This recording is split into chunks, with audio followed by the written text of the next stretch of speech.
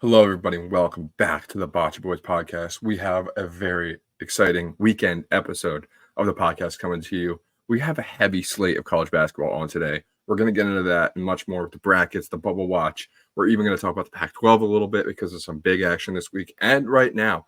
So stay tuned. Also, we may or may not have hired a new graphic design producer, all thanks to your support. Just kidding. It's our buddy Jason, but he's doing a great job. We got a rebrand coming. Thank you for the support. All because of you guys. It's coming. The Bocce Boys podcast starts right now. Summer, all I did was rest. New Year's, all I did was stretch.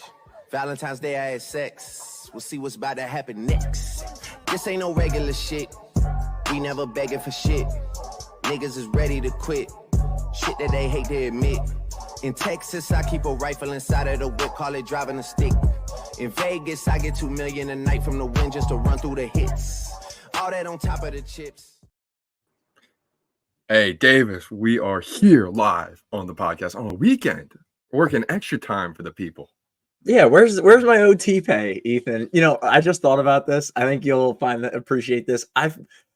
We need to change that intro, and I'm glad we hired a new graphic design specialist. Because every time I play it, I feel bad for your grandma who's listening that she has to go through. She has to go through that. So we got a new intro coming too, but we'll get there. Happy Saturday, Ethan. Happy Saturday and Sunday when this comes out. Of course, well, this will be coming out Sunday, but we are recording Saturday night. Right now, I just want to give everybody a little timestamp. We got the Villanova-UConn game at the second half. Arizona State and Washington State are at the second half-ish. So if you're looking at a game on Sunday, you're like, I wonder what they're talking about. That's where we're at right now. So just a heads up. But Davis, I say we dive head first into the action from today. There were some big games on today, but first, let's get right into it. Houston played Baylor. Huge game for the stake of the Big 12 and some seeding. Houston, obviously the number 2 team in the nation, going into Baylor and winning in overtime. That was an amazing game down to the wire. Houston may or may not have hit a buzzer-beating 3 at the end that got called off. It was down to the review. It was great. But, Davis, I know you may or may not have had Baylor plus 2.5. So, how are we feeling? Yeah, I mean, look, if that was, 0.1 seconds, that's a lot of time. You can do a lot in 0.1 seconds. You sure can. He didn't get that shot off in time. So, either way, that my bet wouldn't have hit there with the 2.5, getting Baylor plus the points at 2.5 because they would have lost by 3. But, obviously still a little unfortunate that they went to overtime and, that didn't help my case that they ended up losing by 6. But it was a fantastic game. It was great on the defensive side, even though it looks like 82-76. It looks like it was just hard-nosed offensive basketball. We'll get to a basketball game in a little bit where it was just all offense. But, this is just pinnacle Big 12, hard-nosed defense basketball. There were so many different lead changes in this game. Houston was up by a bunch at one point, and then Baylor made a great comeback. I mean, you can't tell me this isn't exactly how you thought this game would play out. Maybe not the overtime session, but just a close game. You got the number 2 team in the country going into a tough arena on the road. And again, as I've said, Ethan, home teams. Yep. Baylor showed that they can play at home this year, and they've had a bunch of wins at home that have solidified their case of being a top 3, maybe even a 2 seed. If they would have won this game, they'll probably solidify themselves as a 3 or 4 seed, though. Yeah, I think this game was a game from Baylor that was like, hey, we won a national title a couple years ago. Do not forget us. Scott Drew is an amazing coach for Baylor. He will always have this team playing well, playing hard. And, I mean, they almost took down the top team in the Big 12 and the number 2 team in the country today. And like you said, home teams. This whole year, home teams have been destroying the opponent. It doesn't matter whether they're ranked or not. Today, the Baylor Bears were not one of those teams, unfortunately. But this was a game that Baylor's like, I think they're going to stick around, and they're going to be tough in this tournament. They're going to be a top 4 seed, probably, I would assume, around there, maybe a 5. But I think this Big 12 is so tough, and any team, especially towards the top, is going to be a really tough out come March. Whether you are Houston, Kansas, Texas Tech, doesn't matter. Completely agree. And look, Baylor's one of these teams, I think, can be a little sneaky when they get into the madness. Because if they're going to knock down their shots, they're going to play very well. And they really can, obviously, you can say this about a lot of teams. They can beat any given team in the country. I truly do believe that with Baylor. I just kind of want to see their consistency, maybe not as much on the road per se, but just away from home, because they're going to be on neutral courts. I want to see those shots go down. There are some teams, like let's look at Alabama last year. Everyone loved them. They were able to shoot the three really well. Brandon Miller was a stud. He was able to, shoot a little bit as well on and off the court. But there are good. Thank you. Baylor's a team I would watch out for. I think they would be a sleeper-ish pick of mine to win the whole thing, but when it comes to value and everything like that, but look, they're still probably a top 15 team in the country, I would say, maybe creeping towards top 10, even though they lost today as an 11 seed. You can't deny the greatness of the Big 12 this year. For sure. I mean, they were seconds away from winning, and like you said, if they won, we would be singing their praises to the high heavens. But let's talk about a team that did win today in an upset fashion. The Wake Forest Demon Deacons, baby. They down the blue-blooded Duke Blue Devils today. A game that we actually were thinking about recording earlier in the day, but Davis said, hey, watch for Wake Forest here. They might win, and they're right on the bubble. This is a huge game, and I watched this game, and it was great. It was great. Wake Forest held their own the entire way. I mean, this was a slugfest from the beginning, Davis. What did you take this out of, in terms of like Duke's long-term success this year, and maybe Wake Forest long-term success that no one saw? Yeah, elephant in the room, long-term success. Let's make sure Kyle Filipowski is healthy. There was the whole issue with the I'm sorry, if that was the biggest go off. If you haven't seen it, you should definitely look it up. But as the Demon Deacon fans were storming the court, which is, I don't know. I know you've done it at Beaver Stadium, which is pretty sick. That's pretty cool. I was lucky enough to do it at the Bryce Jordan Center. It's electric, right? And for the first time, I think in my life, I've seen two incidents now. The first two incidents I've ever seen where a player's gotten hurt. Caitlin Clark and now Kyle Filipowski. She may have flopped. Agreed, but still, there's still a level of like. No, you're right. I had never thought about the safety of the other team, or really the safety of these players when people are doing this. As a student, it's like, I'll never forget. I got my leg caught in a guardrail trying to like scooch my way out onto the floor. I have a video of it. Completely fell face first onto the ground. Then my phone falls. The cop had to come over and be like, "You all right, kid? Like, you good?" I'm like, "Yeah, don't worry. I'm good." You're not going to make the next, unfortunately. I'll be able to make the next game. But yeah, so I mean, that's obviously the easy long-term situation with Duke. But I still think Duke's a really good team. As I've said, Ethan, I'm gonna praise it to the high heavens every time. Home teams. If you look at this game as a casual bettor, even just a fan, you're like, ooh, Wake Forest, unranked. They were favored against a ranked top 10 Duke team. How is that possible? Home teams. They were ranked, and they got the cover. The spread was actually 2.5 on the Wake Forest side. Wow. So Wake Forest, we'll talk about it, but they're right on the bubble. So this should solidify their spot as hopefully probably being, I would guess, a 10 seed or maybe a one of the 11 seeds that doesn't have to play in the first four. Yeah, I mean, I didn't even think anything of Wake Forest, honestly, before this game. Didn't know they were on the edge of success like this. They're always that team right on the edge of the ACC, or they're in a really tough conference. It's hard to get out, but I mean, they put their name out there, and the committee will have to consider them, obviously, pending the ACC tournament. But what did you think about Duke coming out of this game? Are we still thinking maybe they can win the national title? Because I know they've had a couple of good games the last few weeks, and people have been quietly talking them up. But this is a game that I know we're talking about home teams and all that stuff, but this is a game that, like, if you're a Blue Devils fan, you got to be like, oh, not great. I agree. I mean, Filipowski's great. I think Jeremy Roach actually might be one of my favorite players in the ACC to watch this year. What you say? He's still there. He's still there. Yeah, he's. I know. I feel like he got there like 3 years ago. It's like, why aren't you going to the league? But I mean, look, he's fantastic. I still consider them a contender. No matter how weak the ACC looks this year, it's really just dominated by Duke and North Carolina, who've both been actually a little bit shaky in the past few weeks. Both losing to Syracuse this year, both having some tough losses, but I would still put Duke in the contending range 100%. And, I would still put them as a probably 50-50. No, I can't say 50-50 until the bracket comes out, but they're hoping for an Elite Eight appearance for sure.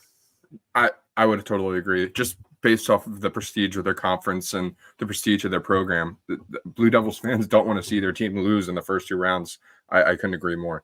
All right, the last game that we kind of talked about Alabama earlier, but we're talking about this Alabama-Kentucky game. The last, and actually, I think it might have been one of the only unranked matchups of the day. This is somewhat of a surprising game, dude. I mean, Kentucky blew them out. Kentucky, if you missed it, had a very embarrassing loss to LSU earlier this week. A lot of people were talking about it in a bad way, saying Kentucky's washed, Calipari maybe on the hot seat like he has been for like forever now. But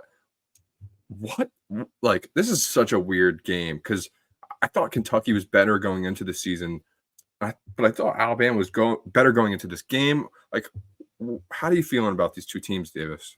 Yeah, I think we talked about it on the last podcast. Both these teams, I mean, this is an NBA score right here. And it's bad when the over-under of this game hits like 180. That is insane. Usually college basketball over-unders on the high side can hit 160-ish. It's 165 maybe. I mean, this game being 180 is insane. These are the two fastest offenses, probably in the Power 5, or is it really Power 6 in college basketball with Big East, I would say. In the Power 6. Probably. Now, what I would say to your follow-up question that you're going to ask me about both these teams being contenders, there's a great stat. And I did my research. I did it on overtime hours today, Ethan. The past 7-8 March winners of the national championship have all been in the top 15 at offense, 20 in defense. Kentucky and Alabama, I would assume, but I'll hammer down on Kentucky. Kentucky's number 8 in the country when it comes to offensive efficiency. On the defensive side, 75th. That you're hitting Penn State range on that side. So that's not a good look for them, and that's not something that's going to be sustainable. They'll stay. No. They can be hot. Mm-mm. They can beat any team in the country, but trust me, they can lose to any team in the country. And this is a Kentucky team I think you could put on first round upset watch when they will be a 3 or 4 seed. So Kentucky's been there though for the last, I'd say, 10 years, maybe since that championship game against Wisconsin and Frank Kaminsky. Like, they really have been first to six Sweet 16 round exits. So is there a real chance they can get past that, or are they bound to lose in the Sweet 16 or earlier? No, look, they can. Any team can make this run. When I say any team, there's probably a solid 30 out of the 68 teams that really can make that run to an Elite 8 appearance. Kentucky's obviously going to be in that threshold. But, I mean, again, you never know. You look at especially a team like Kentucky who's known for the one and done. I don't know exactly the stats on it, but all these guys are freshmen. Freshmen, sophomores. You can say in the past they've been there. John Calipari's been there. This is their mindset is not, let's develop these guys. Let's get them experience in the Elite 8 to get them into the Final Four. No, these kids have just been able to get their voting privileges last year. They can actually now, they're still only a few years away from renting a car. They're barely adults, really. And they're shooting 40% from 3, which is fantastic. But again, not something I can find super sustainable for a 5-6 game stretch in March.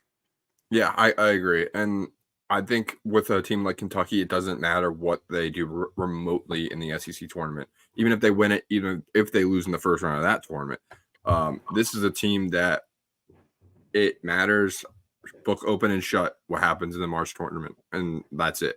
That's it. Like, their fans and the athletic board and, the boosters of Kentucky, I mean, they're talking about this stuff a lot. And the thing we don't think about is Kentucky basketball is a religion. It is not anything like, Penn State basketball. Like, hey, sure, we'll care about Penn State this year. We'll care. Sure. No. These people have been thinking about Calipari since August 25th of last year. You know what I mean?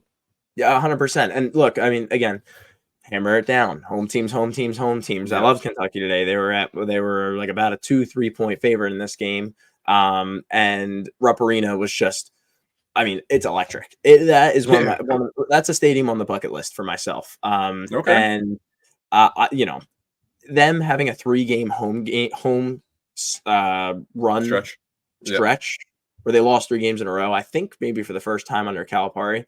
That is Wow. unheard of. I mean, Wow. that is a great. They lost to good teams. They lost to Tennessee. They lost to Gonzaga. So, again, it's the streakiness of the shooting and the offense without the cushion of saying, hey, we can actually hold a team to under 70 points. You can't even say you can hold a team to under 80 points for Kentucky. So it's going to be really tough.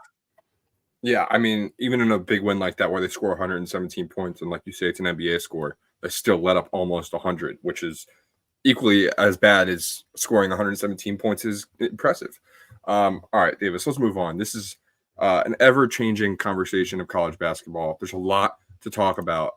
So let's head to the Pac-12, a conference that we haven't really talked about, but I think we really need to talk about because there's a game right now that's happening with the top team in this conference right now. The Washington State Cougars are taking on the Arizona State Samba Devils, and the Devils are up 2 with about 6 minutes left.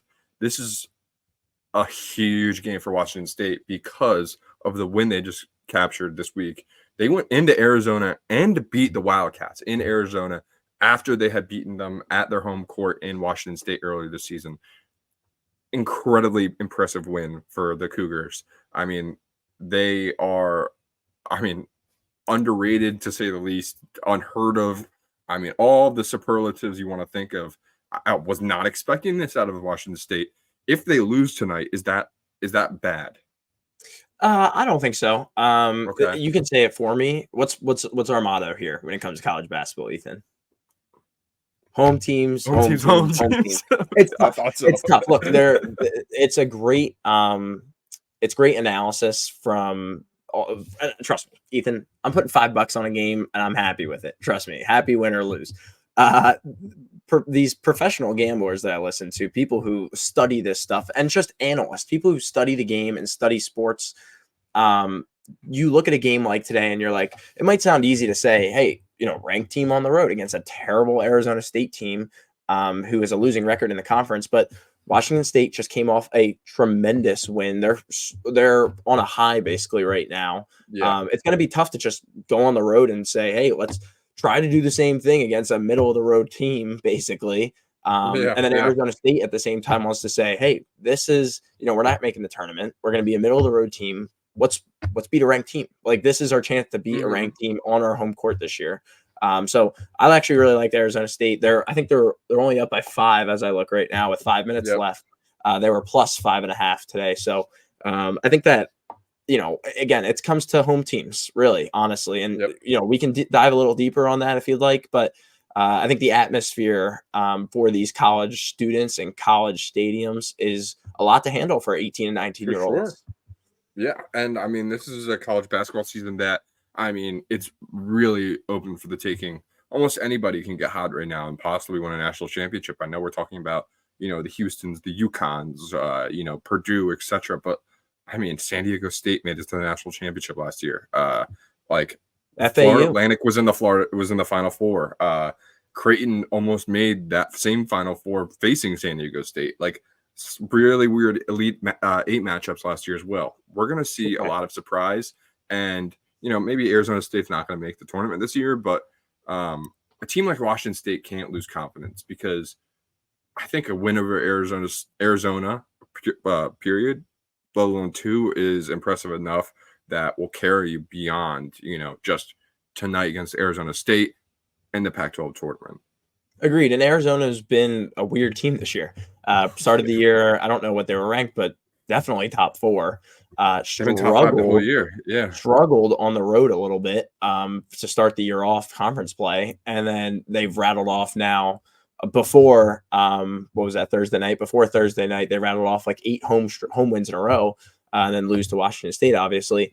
I was telling you about the research I've been doing with Ken Pom, right? When it comes to offensive and defensive efficiencies. Another trend I've found, and I'm not going to hold, Ken Pom or rating specifically to the only teams I think that are going to be able to win. Look, great teams make good runs, but amazing, like the best teams win national championships. We see that with the rankings and past national champions. Arizona got Ken Pom up right here.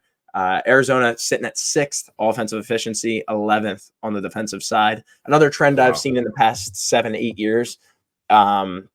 with the top 15 offense and top 20 defense, every single team has had a better offensive efficiency than defensive efficiency, like ranking wise, which is kind of weird. It's interesting. And Arizona is the only team in that mold that has a top 15 offense, top 20 defense with an offense better ranked than the defense. So I'm just saying Arizona is the only team that fits that mold. And I think some people are going to be sleeping on them because people like us are sleeping while they're playing their games at 11 o'clock at night. But I think you can't let up. And, I mean, a guy I didn't even forgot was playing there. Caleb Love is a guy who's we were talking about this week. This team's so deep. This Arizona team is so deep. Really are.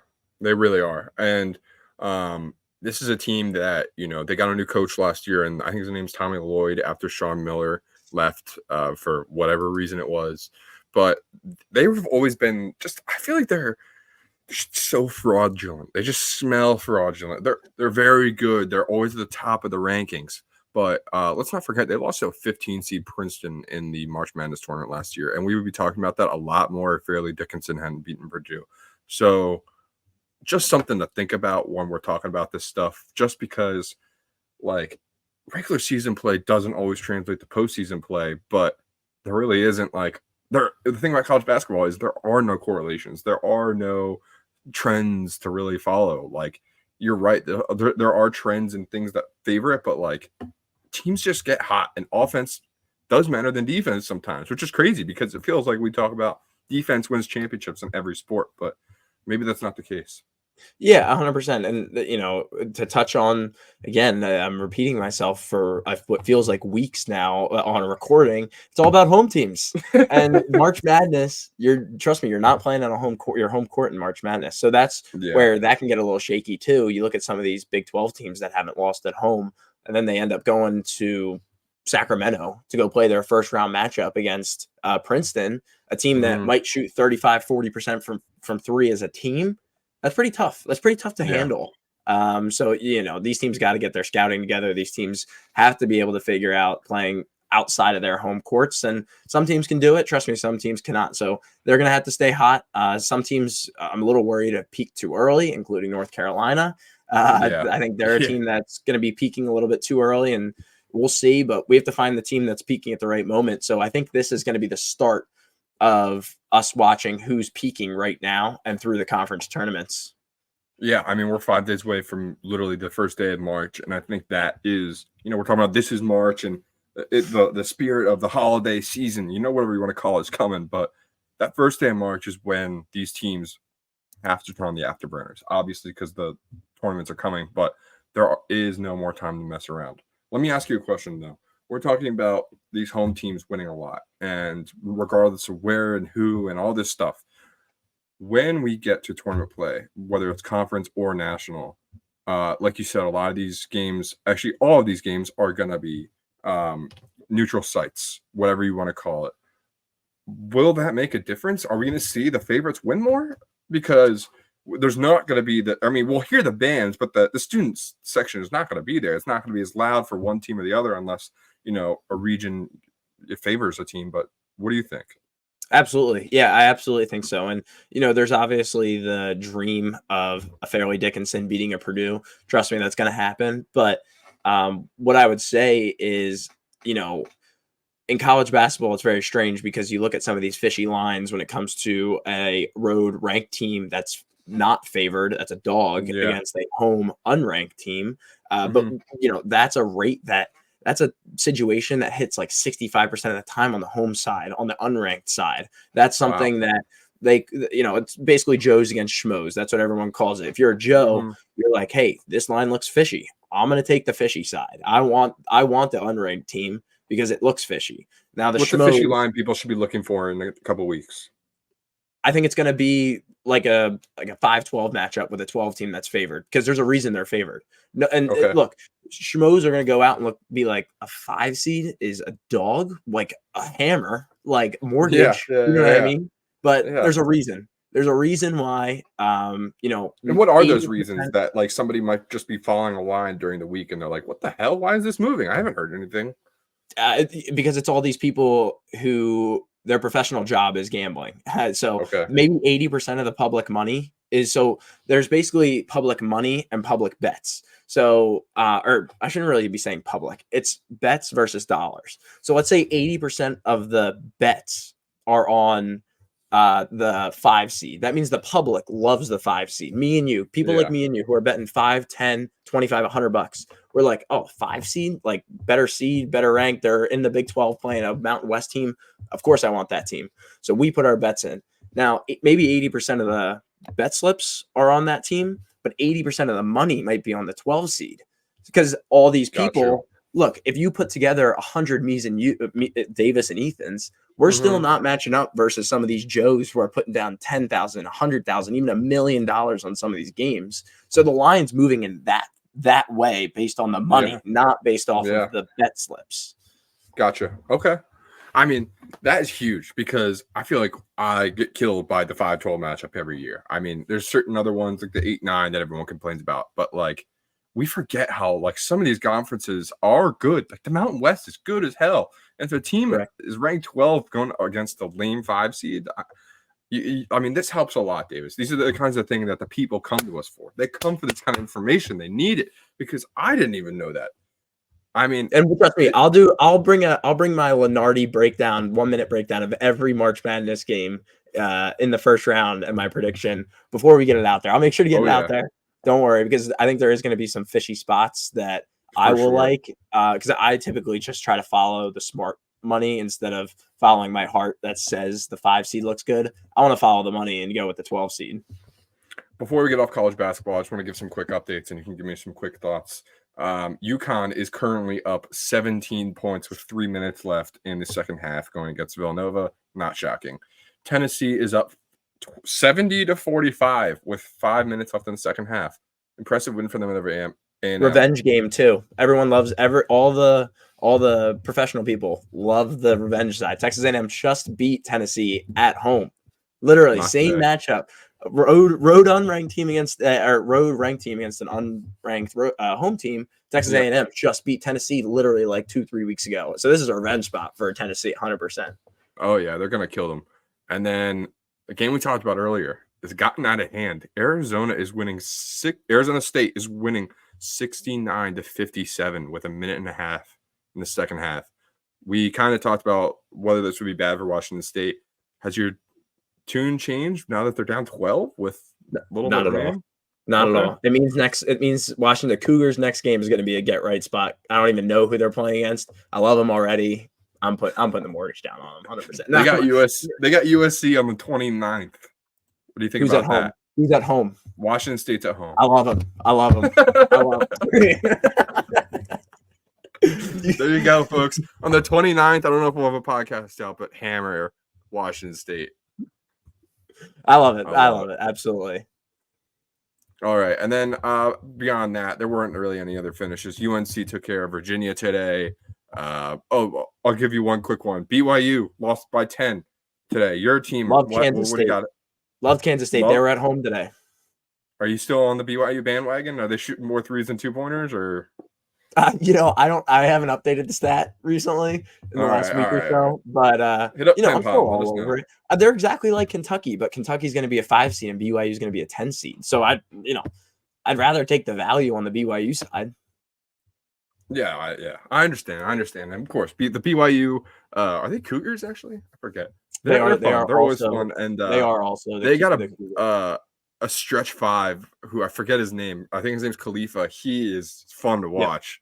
Yeah. He is really fun to watch. All right. No, he is fun to watch, and he can shoot. He really can. By the way, remember I was saying Kentucky was 8th offensively and 75th defensively? Mm-hmm. BYU 9th offensively, 67th defensively. So they're actually a little bit better on the defensive side than the Wildcats. Interesting. And then one more. South Carolina, Ole Miss. Is South Carolina for real? I still don't think so. I don't think Ole Miss is for real. Home teams, though. Ole Miss losing at home. Agreed. They're down 13 points. I think Chris Beard has gone off the rails since his championship days at Texas Tech, making the championship. He moved over to Ole Miss, and They started the year hot. They have not looked so hot recently. Look, South Carolina had a great run. People thought maybe they peaked a little early since they've been playing a little terribly in the last few games. But this is actually a great win against the team that's on the bubble in Ole Miss. So good for South Carolina, and I'm excited to see them. Yeah, for sure. Before we get off college basketball, quick bubble watch. Let's go right to the bubble. With all of the things that we've talked about so far, Wake Forest got a big win today. They were out. Ole Miss lost when they were out, so now they're double out. I think Utah had off this weekend. Butler's playing Seton Hall right now in a game that doesn't really matter that much. Whoa, it absolutely does. For who gets in. But it doesn't really matter that much because, whatever. Anyway, Seton Hall's up 7. It doesn't matter. It doesn't matter that much. I'm really upset. It really doesn't matter that much. Their first round exit, no matter what. I'm really upset Villanova's losing. I'm just saying that because of that. So next year for the Cats, Kyle Neptune's going to be out. You guys have been saying that for the last 6 years. Yeah. So you see Villanova on the next 4 out. I feel like they're double out now. A win against UConn would have really revved up the engines again, but got to make a run at MSG. Got to make a run. I don't see it. And then last 4 buys. Anything changing there for you? Virginia just lost at home to North Carolina today. North Carolina is actually 0 of their last 8 playing at Virginia. So they broke that streak today. I think Virginia is still definitely going to be in the last 4 in. Texas A&M is going to be out of that last 4 in as well. They're probably going to swap with Wake Forest, but no, I don't think anything much is going to change. I think it's so funny seeing the 2 Big Ten teams in the last 4 buys because I think everybody still believes that the Big Ten is very shaky and they're not really sure what's going to happen with some of these middle of the pack teams. So I think they're just kind of leaving them there to say, hey, let's wait for that one big loss that no one was expecting, and then we can just drop you right out. Oh, yeah. All right, then the last glaring team on this list is Gonzaga. What the hell has happened to them? Yeah, they have been a little strange, right? They've been a little interesting, only really because the WAC is a little strange.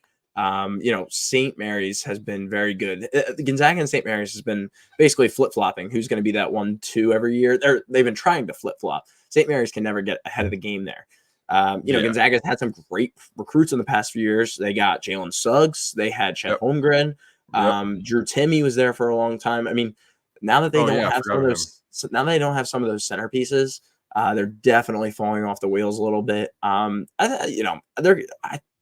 I think they're going to make the tournament, maybe, and I really think they're only going to make it because of that Kentucky win. I think that's going to be at the very top. But when you see Lenardi doing his bracketology, his bubble watch, whatever, they're going to say, hey, strength of record, strength of whatever. They beat Kentucky at Kentucky. That's a great win. That's going to get them in as a 10 seed, as a 9 seed. And, who knows? Maybe they can make some noise if they get a good matchup, but we won't know until Selection Sunday. Yeah, I mean, a Mark Few team going into the tournament undermanned and undergunned, not feeling very hopeful about that. Mark Few needs all of the weapons he needs to even get to smell a national championship. Anyway, Davis, a lot of college basketball, a lot. And we got more coming down the pipeline because it's only the 24th of February. We have a lot of meaningful basketball coming in the next couple of days. Just to point out a couple important matchups. Creighton St. John's play tomorrow. Xavier Marquette play tomorrow. 2 very important Big East matchups that I think are important. And then Monday night, Baylor and TCU. Is that a matchup that matters now that Baylor has lost? It matters for TCU, I think, for sure. I think it's going to be a huge game for TCU. I think Baylor, it's going to be another get-right spot for them. I bet you they're probably struggling to sleep tonight because that loss, it obviously just came right down to the wire for them. So I think that, again, we're about to see, if I had to give you my hot take, Ethan, I was talking about peaking, teams peaking. I think Baylor's about to start their ascend up Everest. I think they're going to do it, and I think they might shock the world. We'll see. But I think they can definitely make a run chances in the Big 12 tournament. That's what I was just going to say. I think they can make a little run. I want to see their matchups, though. But I think they're on the incline right now. They would be my team on the incline after this tough loss to Houston. That's going to be my take. I think Baylor. All right. Baylor's going to be that team. I love it. I love it, too. I like Baylor. I can't say Not they're as a going to be team. like a Big 12 winner right now. Look, that conference is crazy. Yeah. But I want to That see them conference. matched up against if they get matched up against BYU in the second round, who That I'm would be taking. fun. That would No, be agreed. so fun. Agreed. And BYU just beat Baylor this week. I mean, this conference is crazy. This Big 12 Moral is of the just story insane. is next weekend or whatever the weekend is, make sure you're watching the Big 12 tournament. Just do yourself that favor. You will have a blast, I promise. It's still 2 weeks away, so you still have time to prepare and get your mind right for it. Yeah, my mind's not even right yet, so get your minds right, please. All right, Davis. I think we've covered most of the bases that we can. Speaking of bases, let's talk a little bit of baseball real quick. I love it. First, I love we're it. gonna The AL East. yeah, The AL East. the AL East. We're gonna do some division breakdowns just to get your feet wet because, like we talked about in the past, baseball will just sneak up on you out of nowhere. So we are here to make sure you're prepared. So looking at the AL East, the New York Yankees, they were pretty quiet this offseason, right? Yeah, they didn't do much. They did get that Really? one guy though. It's pretty good. He has some shuffle. He does, I think. Cupid shuffle. That's that Duan Sodo guy. Yeah, Right? I've never heard of him. We don't have to Yeah, I talk never heard about of him. that, do we? Are we Oh no, obligated we to don't talk have about to. that? Well, he's not That's a in the great NL East anymore. unreal signing for them. Or Yeah. a trade. Was it a trade? I think Yeah, it you're was right, a trade. trade. Unreal trade for them, honestly. I mean, to be able to Yeah. bring a guy like that in and probably be your 2-hole hitter, a guy who's going to be right in the lineup right before Judge, right before Stanton, and probably now also right before Verdugo, a guy who they got from Boston. What? Yeah, he's a Yankee. He's a That's Yankee. wild. He's You'll gonna see him shave in his the third. beard? Did he already? Yeah. Have you not seen the pictures of Whoa. him? No, that's Oh, they're wild. great. They're great. Yeah, we're gonna post that or Um, something. but I think But like this might be the year the Yankees. This might be the year the Yankees try to go for 28. no. They need to Somebody stay has healthy. to save us. They need to stay healthy, and they're pitching. Oh wait, Yeah. also they may have gotten a guy named Marcus Stroman, who was maybe one of the better pitchers in the NL Central last year. I was gonna say he's washed, but I forgot about that. Carlos Rodon's probably washed though. No, watch it. Carlos He Rodon was hurt last year. He was. He came back and had an 8 ERA, so that was pretty good. Yeah, maybe not. Maybe he is washed. The Yankees are scary. Don't really want to see them. They gotta stay healthy, like you said. They gotta stay hot with their pitching. I saw a couple clips of Nestor Cortez striking out Soto like twice on like the same day in spring training. So I don't know what that means for either side of that interaction, but hopefully good things are on the horizon for the Yankees. Moving on to the Red Sox. Well, what did they do? They do anything? They are going to be the 5th seed, or they're going to be in last in the AL East this year. That is going to be my. Did they extend Devers? They did extend Devers. All right, there you go. Good offseason, Boston. I don't think they did too much. I think everyone was waiting for them to spend some money, and they really didn't. I mean, we can go into it real quick. I think they're going to be the team we talk about the least, and them in Tampa on this preview because, I think Boston is spent probably just as much money as Tampa did this offseason, which is really saying something because Tampa Bay does not spend money very much. I don't think Boston really landed on anybody out there. There's still a few guys they could possibly go for. Trust me. They did get. I forget if it was an offseason. There's a lot of good free agents out there. They have JD Martinez is still out there. Matt Chapman. You got the Cy Young winner Blake Snell still out there. He's still free agent? Wow. He's still a free agent. I think he's going to go to the Giants, though. So we'll talk about that in our NL West preview if he's not signed by now. But I think this Red Sox team is going to be very, very disappointing. Their pitching was terrible last year. I think it's going to stay terrible. And their offense is going to be extremely mediocre. Even with they now have the new and young Justin Turner, who's 37, 38 years old. Congratulations. They're washed. Let's move on. Yeah. Let's go to Tampa Bay real quick because you said that would be quick too. Lost Tyler Glass now. Didn't spend any money in the offseason. They're 4th next. Are they definitely not making the playoffs though? Because I feel like we've been on the edge with Tampa Bay for a while, and they just keep making the playoffs for some reason. Yeah, I'm out on them with the loss. Even though they bring Rosarena? Yeah, I think I don't want to go into it, but I think the loss of Wander Franco from last year is also going to be very big on them for a whole 162 game stretch. Yep. Not really much more to say there. Tampa Bay sucks. Hopefully they suck forever. I also think they have some of the coolest uniforms in sports, low key, just saying. Final team in this division. Wrong. Two more. Sorry. Two more. Wait, no, sorry, two more. You're right. I'm gonna go the Orioles first then. I'm just gonna spoil my pick. I think the Orioles are gonna come out of the AL this year. For real. They are so good. And here's the difference in before with the Orioles. They got a new owner. They finally have money and the right infrastructure behind them. It didn't feel like they were literally being weighed down by an anchor. So I'm on the Orioles. I completely agree. The Orioles will make the playoffs.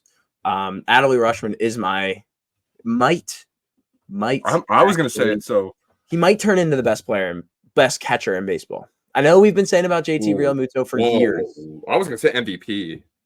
Yeah, we talked about that. I think that he definitely can be in the conversation if he gets enough games. If he plays 145 games, I think he definitely will be in that conversation. He's a guy who can hit 30 home runs, get 100 RBIs, and he's the next Buster Posey. That's what he is. And he switch hits. So I think he's a guy to watch out for. But honestly, it's going to be on the pitching side. The loss of Felix Bautista is going to be huge for them because he gone from the team. No, he had to get Tommy John surgery in like October. So he missed a little bit of their playoff run. It happened during the Astros series with them last year. Don't forget though, they gave $15 million to Craig Kimbrell, so that fixed them. That's great. No, but the pitching for a year. The better pitcher that they got in free agency or overall season, trade. Corbin Burns. Yeah, Corbin Burns. Huge. So now they have Corbin Burns on a young roster, pitching staff that includes Grayson Rodriguez, one of the youngest and maybe one of the most pure talent young 22-year-olds or 20-year-old pitcher I've seen in a long time. I think he's going to be a stud this year. I would watch out for the Orioles. Yeah, I love the Orioles as well. All right, last team in the ALDs, a team up north, the Toronto Blue Jays. Not much I heard from the Blue Jays this offseason. I know that we signed Whit Merrifield from them. I know that they were very in on Shohei Ohtani, and at one point it looked like he was like going there. I think Nightingale or John Heyman tweeted it, but it didn't turn out to be true. But what are your vibes on these Toronto Blue Jays? I think they need to sign back Matt Chapman. He's still available, obviously. And I think that the loss of him is going to be really tough on their offense. I still like the Blue Jays. I think they're going to be in this 3 spot, contending for the 2nd spot in this division rather than the 4th spot. But I think there was all these rumors about how Ohtani was on a flight on his way to Toronto. He was already landed. He was at dinner with Drake. Who knows? There was rumors everywhere.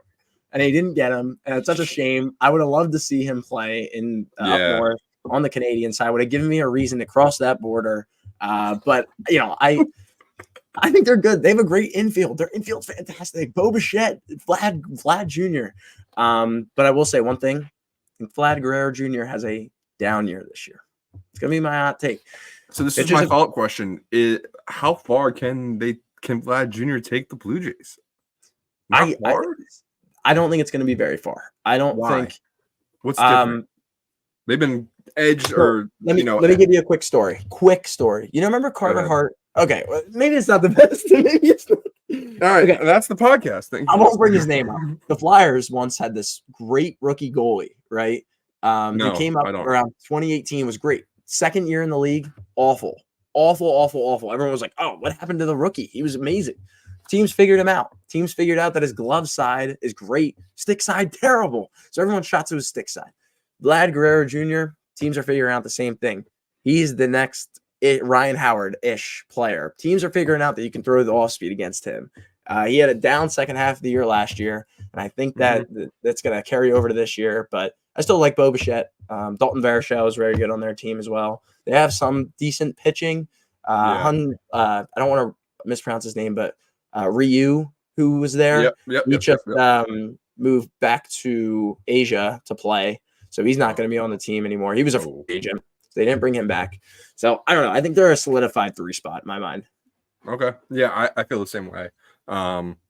Yeah, I didn't know that about Vlad. That's very interesting because I feel like he has been hailed as, the next great power hitter next to like Judge and, whoever else you want to throw up on that list. So I always thought he was so fun to watch too. So I'm not really rooting for the Blue Jays, but I hope Vlad does well this year. I agree. I agree against you on this one. It's going to be an exciting division. We'll see. And we'll do some more breakdowns, kind of just like we did with college basketball leading up to March Madness. We'll do the same thing leading up into the last week of March, opening day. Of course we will. And before I let you go, who's your AL East division winner? I'm going to go with the Yankees, unfortunately. And I'm going to give you more of a hot take. I think the Yankees win the most games and come out as the 1 seed in the AL. Really? Okay. Yep. Clip it. And I think they atop the triple digits this year in wins. Wow. It's going to be amazing when the Yankees don't make the playoffs. Clip this, 103. I'm going with 103 for the Yankees. Okay. All right. I love it. We should look at the hold on. Yankees win total. While Ethan's looking this up, let's go back to our new graphic design artist. We're going to be getting a new rebrand in here. Quickly, Ethan, want to get your take on his new intro. We clipped a little bit of it. It's going to be pretty sweet when it comes out next week, but want to show you the end of it, see what you think.